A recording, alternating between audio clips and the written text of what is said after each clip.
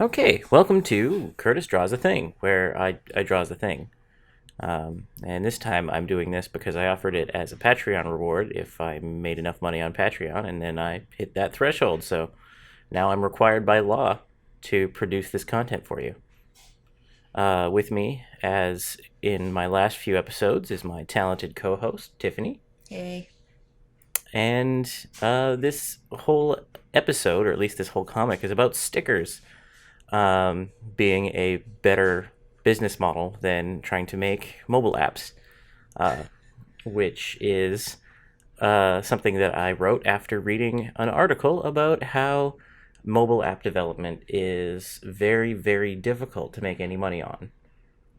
Um, and so a lot of that was about how if you have a mobile app, the cost of getting that app into someone's hands is very high. It amounts to like $4 worth of advertising to get someone to actually install your app on their phone, and then extracting $4, and that's for a free app, and then extracting $4 worth of microtransactions out of that person is extremely difficult. So it might not be a sustainable business model just because the cost of discovery and installation of an app is so high. It's a risky game. It is a risky game, and so I proposed that a less risky game would be stickers, although I feel like that might not actually be much better as a business model. But it's what I'm doing, so, buy my stickers, everybody.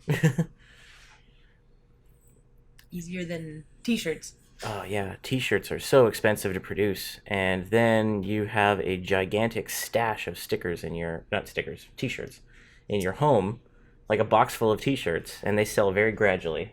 Yeah, and it's hard to know. You can think something's hilarious, and then you get it out, and No like one will buy one other nerd in the back of the room is like, "Ha, that was great," it. and then no one else buys them. Yeah, I'm actually kind of. I would like to do t-shirts at some point.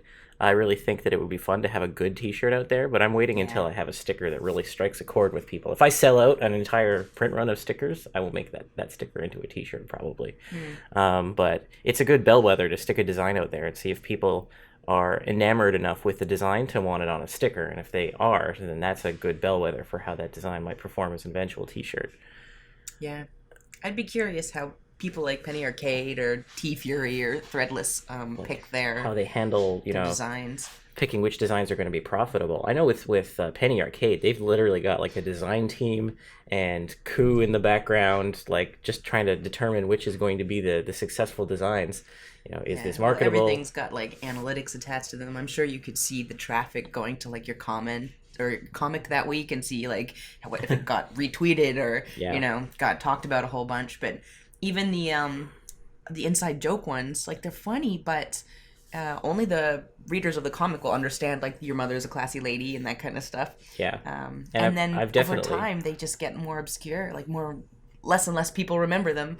I've heard that doing inside joke shirts is not a great way to sell shirts. You want a shirt that is its own self-contained joke, even Yeah. if that joke has never appeared in your comic. I mean, in my case, I've got the Full Snack Engineer shirt, or not shirt, sticker, but that's never appeared in my comic. It was just sort of a self-contained unit of sticker. Because I feel like that joke sort of stands on its own. You look at it, you see the design, you might have a chuckle. Same with the shrug emoji. I don't think I've ever done a comic about the shrug emoji, but I felt like it was enough to warrant stickerdom. Relatable. But neither of them have actually been that popular. I have moved. I've 8 sales, so that's. I mean, considering the gargantuan price of my stickers, that's not bad. But I still haven't even recouped the cost of printing. Quite far from recouping the cost of printing. I also gave them all away to my Patreon subscribers, so That's nice. they're a much bigger source of income for me from this thing than sticker sales are so far. So keeping them happy by sending them free stickers is uh, important to me. Yeah. Much in the way that they say, you don't go to conventions to make money, you go to conventions to get exposure. I think swag sort of falls into that same category where there's so many people competing for your t-shirt sales or your sticker sales and stuff. Maybe it's not so much about selling them a product as it is getting them to associate your product with your comic.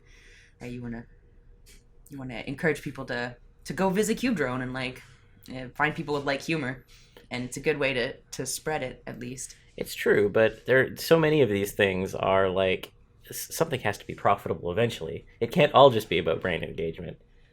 Not that I mean at this point, Cube Drone is not popular enough to ever really make enough money to survive on or anything. Yeah, but I know from working in marketing and trying to create promotional materials for corporations that it's nearly impossible to pick an item that people use anymore. USB and tote bags and lunch bags and t-shirts and hats and everybody's doing it, and it's because nobody's got a better idea of something that's like really concretely useful for a person. And the t-shirt market is so saturated. I've seen dozens lately of t-shirt designs where I've been like, I want that design. There was a Bowser wrapped around the earth in sort of like the Firefox logo. Right. And I was like, oh, I want it. And then recently you sent me a link to the characters from Steven Universe dressed as Sailor Scouts, and I was like, oh, I want it. Yeah. But I didn't buy either of those t-shirts because I have so many t-shirts. Yeah, I really liked that one of Princess Peach crawling out of a Game Boy like the Samara from The Ring. Oh, that was so good. That was cool. That was really cool. And yeah, these are t-shirts that I would totally, like, this is art that resonates with me. Sure. And yet I do not want to purchase any more t-shirts because my pile of laundry is now as much as 90% t-shirt by weight, and I need adult clothes, like with collars and... Yeah, and again, I think Penny Arcade made a good stab at that, but it was hard to make a polo or a business shirt that still had like a quiet nod to gaming. And then it's just like a little controller. I would love one of those like polo shirts with a little controller on it. I think they're nice. And looking. I still think the like nerdy cufflinks or like the very lightly Triforce and blazing ties. Yeah. That there's a way to kind of accent your professional outfit with something a little nerdy, but it's hard to have a full nerdy outfit. It then is no longer professional, right? Exactly. You're dressed like a clown. I would totally go for some nerdy cufflinks. Like I only have the one pair of cufflinks that you bought me, and I had to buy 2 shirts with French cuffs, which have now arrived, so I can wear those cufflinks. Now I need to find both an excuse to wear those cufflinks, which I will generate because I want to try on those cufflinks. But if I were to have nerdy cufflinks, I would probably put those into the cufflink rotation. Sure. I have a couple bookmarked on Pinterest because it's Pinterest. Yes. But they have some cool Xbox controller ones. I do like the Triforce ones. Though you're not as big a Zelda fan as me. Not as big a Zelda fan. I think it's a cool design though. Like I would still wear Triforce. And I like what it stands for. Like I like Zelda a little less and less as I've aged out of it. But I mean, the nostalgia of Ocarina in Time, I really love that. But I think the power, courage. One more thing, power, courage, wisdom is like what the Triforce stands for, and I think that's a nice like concept of to balance put in on the your world. lapel. Yeah. And I also got that sweet Shovel Knight polo, which is just a polo with the Shovel Knight helmet. That's cute too. I like that. In prominent position. I really wish like more that people shirt. knew Shovel Knight because it was such a good game. It was a good game.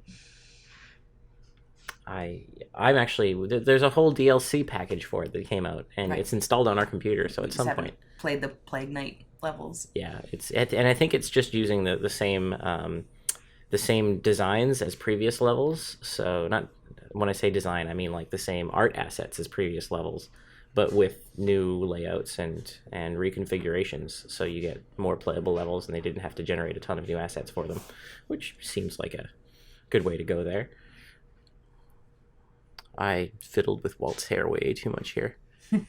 his Astro Boy cut. Yeah, I realized after looking at it that Walt, I drew him 3 different ways for this comic, and then I had to go back and like try to regularize my Walt across the 3 panels because he was looking kind of inconsistent. And I think I did an okay job. I was like, oh, I made his neck too fat in this one, and his Astro Boy cut is not as consistent across all the shots as I would have liked. And I think I got up to a point where at least he looks like Walt and all this. He's iconic enough that I can't screw him up too much. Is there a character you find particularly hard to draw? I actually find that Sparky and Melissa are my hardest characters to keep consistent from frame to frame. And partially it's because they have the least iconic looking characters. They're sort of, Sparky is sort of a mishmash. Got the baseball hat. But it's not a baseball hat. It's like a cap. It's like a leather cap with goggles, which Right.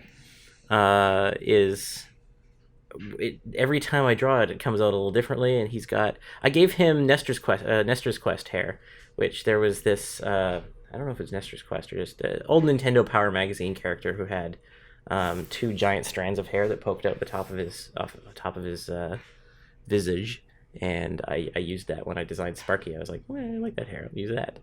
I think it was Nestor's Adventures, but no, I think it's a NES game about the Addams family. So really, I can't remember the name of that comic that ran in old Nintendo Power magazines. But maybe someone who's listening will tell me what that comic was called. Yeah, so he's got kind of iconic looking hair, but the rest of his character is sort of loosely defined in such a way that it makes it hard for me to make him look consistent across. And then I tried to make Melissa very consistent every single time I've drawn her, but then it's a complicated design. I need to make her character less complicated so I can put her in more stuff. I have I've actually got 2 or 3 comics on my backlog, like written for her that I just haven't drawn because it's like, drawing Melissa is a pain. But You got your Easter egg for Patreon subscribers in there.